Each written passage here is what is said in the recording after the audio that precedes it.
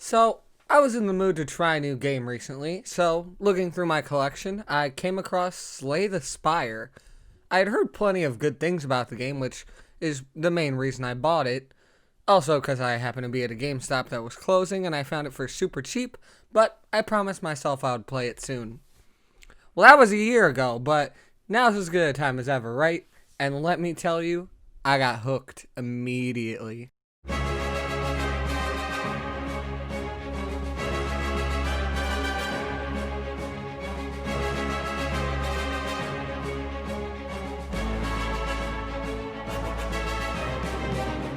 Slay the Spire is a roguelike, which, if you don't know what that means, pretty much when you die, you go straight back to the beginning of the game and lose most, or if not all, of your progress. You start the game by picking a character, which at first you'll only have the Ironclad, and upon entering the Spire, you choose your starting path and start your first battle. Battles in this game are fought with cards, and each turn you start with 3 energy, and each card has a different energy cost.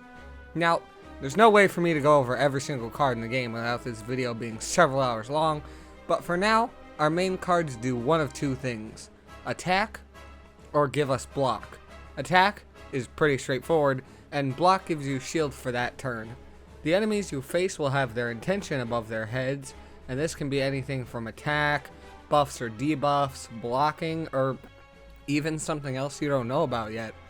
Some enemies can even do a combination of two things, such as attack and gain block. Your best strategy in most battles will be to try to negate or minimize as much damage as possible, while also trying to dish some out yourself. But for now, let's move on, because chances are your first playthrough might go about as well as mine did. Huh, I wonder what an elite enemy is. Okay, this guy's pretty big, but I feel kind of confident. Oh. Yeah, if you don't know what you're doing, you're probably going to die pretty fast, and as I said earlier, you're going to go straight back to the beginning. But in doing so, you'll also unlock the next character, the Silent. To help you on your way, it might be a good idea to check the map and try to plan a route. Besides battle spaces, there are also rest stops where you can rest to regain health, or upgrade one of your cards permanently, which is one of the main reasons you want to try to avoid as much damage as possible, because the less rest stops you spend healing, the better cards you'll have for your future encounters. There's also merchants where you can use your gold to buy more cards, potions, relics, or even remove cards from your deck. Potions are one-use items, and they can have tons of different effects. They can buff you, hurt enemies, let you draw cards. They can also be received from battles, so I recommend trying to use as many as possible because you can always try to get more throughout your playthrough. Relics are items that you keep forever and also can have a variety of effects.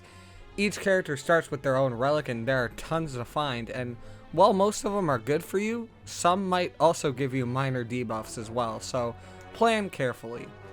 Now, you might be wondering, why is removing cards so expensive, and why would I want to remove cards in the first place? Well, at first you might wonder that having too many cards can actually be a bad thing. Let me explain. When you're in battle, you have 3 main piles: your draw pile, your hand, and your discard pile. Once you've gone through your whole deck, your discard pile gets reshuffled into your draw pile. Now, here's where the problem comes in.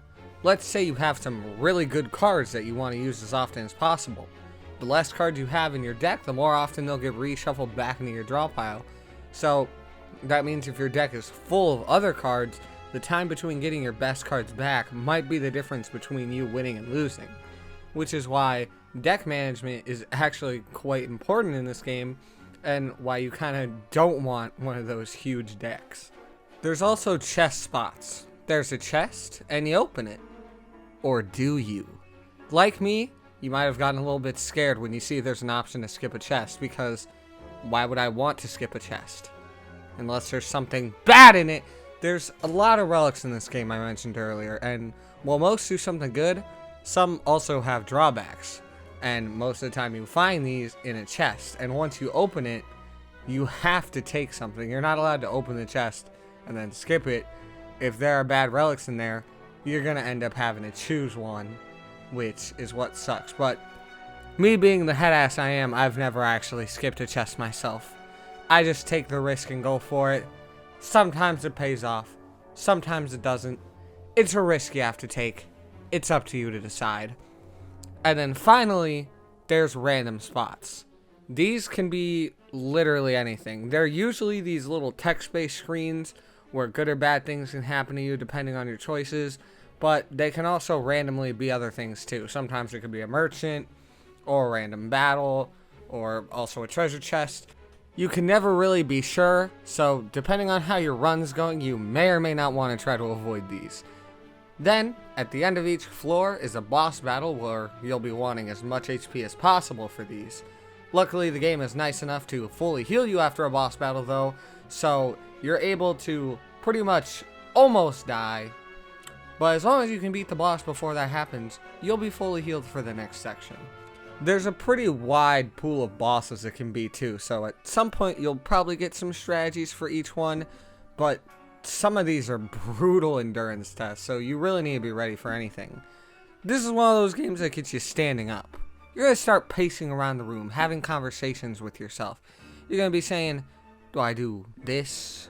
Do I try to go for more block? Do I just try to do as much damage as possible? You're going to be busting out a calculator to do simple addition. It's one of those games where you start overthinking everything.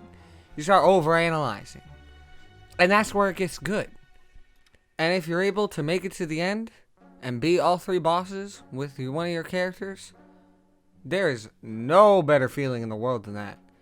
Until you realize that you're going to have to go back and also try to do it with the other characters, but maybe we'll do that another day.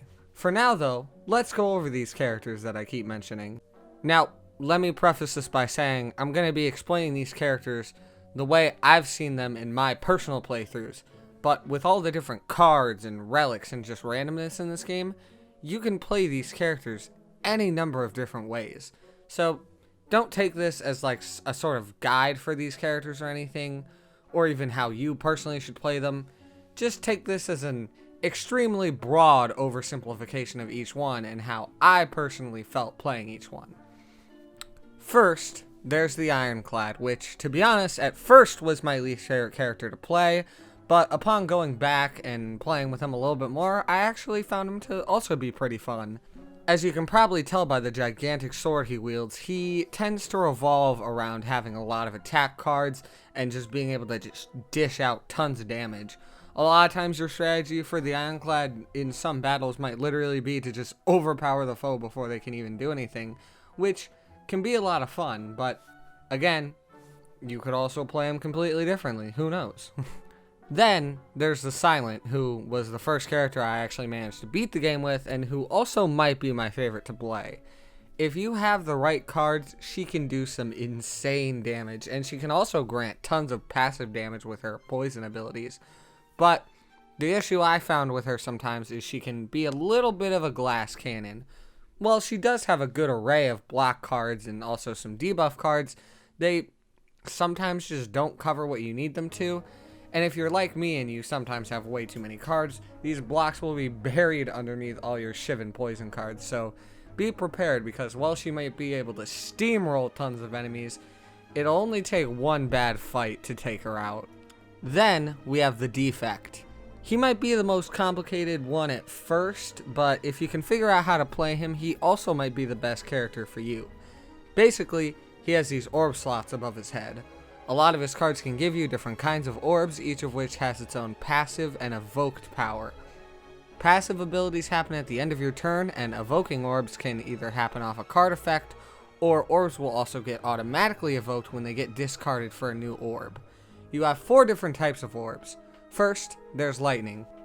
It does 3 damage to a random enemy every turn on its passive, and on its evoke it does 8 damage, again to a random enemy.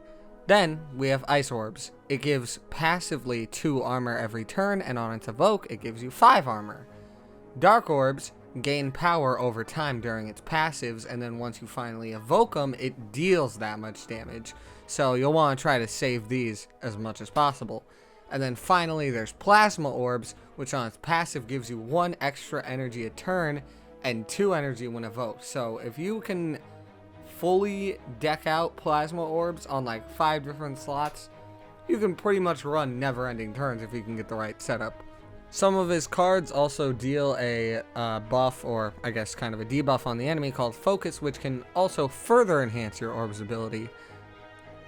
I personally found the Defect a extremely fun character to play, but I also had a couple experiences when there was times I just wasn't able to deal enough damage over time, and I just kind of got out-enduranced by the enemy.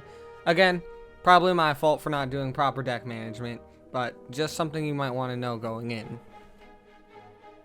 Finally, there's the Watcher, who you won't actually unlock until you've beaten the game with at least one of the first 3 characters.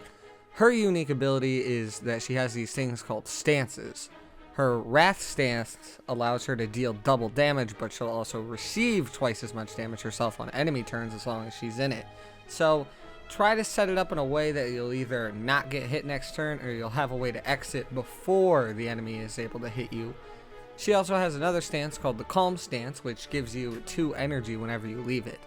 A lot of her cards also have this ability called Retain, where they don't actually get discarded at the end of your turn, so you can choose to leave certain cards for later turns. She personally is the one I haven't played too much, but I am looking forward to going back and completing a run with her soon. If you're doing the standard run mode like I do, you're going to have to make your way through 3 acts and 3 bosses. It's a daunting task, and trust me, feels soul-crushing when you fail right at the end of Act 3, but it never made me feel sad. It's one of those games that really just makes you want to jump straight back into a new run. I've said it before, and I'll say it again, this game is addicting. I've already poured tons of time into this game through different runs, and at first I was able, to feel like I had to. I was doing recording for the video. At first I was like, I need all this footage. But then I realized I have way more footage than I need for this game review. And I realized, yeah, I think I just fell in love with this game. There's just this feeling you get during battles when you're able to unleash havoc and just deal tons of damage in one turn. There's no better feeling than being able to beat an encounter without losing HP or even beating in one turn. And when you're able to get all the cards you want for that perfect deck, those bosses better not hold back. It's one of those games that comes along every once in a while and just really grabbed me and captured my attention. When I was playing it, it had my full attention. And when I wasn't playing it, it's all I was thinking about. If it seems interesting to you, take this as an extremely positive recommendation, and be ready to slay the Spire. Hey, thanks for watching this video to the end and sticking around. This is just going to be a quick little channel update, so if you don't care, you can just click off the video now. Also, apologies, this part is totally unscripted, so I'm probably going to say but or whatever like 50 times. I just wanted to give a quick little update on where I've been, because I know it's been over a month since my last video. It wasn't my intention to go this long. I'm not a real YouTuber yet, where I go a month without posting like some YouTubers. Just kidding, of course. But I was hoping to start putting out more videos, and then I just kind of got really sick for a month and a half. Ended up having to go to the hospital for a while. I'm not going to bore you guys with the details, but pretty much I got pretty messed up for a while, and my voice sounded off. My voice still sounds a little bit off, so I apologize for this in the video. For the most part, it's kind of gone back to normal, and I'm hoping my voice will probably fully go back to normal. But I just really wanted to put out a video because I felt bad that I went this long without posting or even saying anything. So I just wanted to give a quick little update on that. Now that I'm feeling a lot better, though, I'm hoping to start cranking out videos more. Maybe I'll even hopefully start streaming more. For me, YouTube is just kind of a hobby right now, so it's not like my main focus. I do still have other things I'm doing in the background and stuff, so I can't really commit to like a schedule or anything. I was hoping to, after the Uncharted video and the Bakugan video, those came out within I think a week and 2 days of each other, so I was kind of hoping to maybe being able to post a video every week or two. I would still like to have that goal right now. I'm just unsure if that's actually going to happen. So don't take this as me putting together a schedule. But either way, I just want to thank you guys so much for sticking with me if you're still watching. And I hope to be able to bring you guys more stuff soon. I also have a Twitter. I'm hopefully gonna start using that more to kind of give updates on like videos or if I'm gonna be like streaming or whatever. So if you're interested in what I'm doing, you can go and give that a follow. I'll put it in the description. I'll start trying to use it more because I do want to be a little more communicative with you guys on like what I'm working on and when I think stuff will be ready. But hopefully once this video goes up, I'll be working on the next video. I know that I'm doing the Uncharted series. I forgot to kind of mention in the first video that I don't think I'm going to be doing all of those in a row, like each Uncharted video. So there might be a video or two in between some of the Uncharted ones. But I'm also not trying to hopefully stretch that into a project that takes way too long to finish, because I do want to be able to finish that and kind of get that out of the way so I can work on other stuff. But yeah, for now, I just wanted to give a quick little update. Thank you guys all for watching. Happy holidays. I know it's Christmas is right around the corner. Hopefully the video will be up before then. I'm hoping to be able to finish it before then. If I don't, though, I hope you guys had a happy holidays, and I'll see you guys next time. Thanks for watching.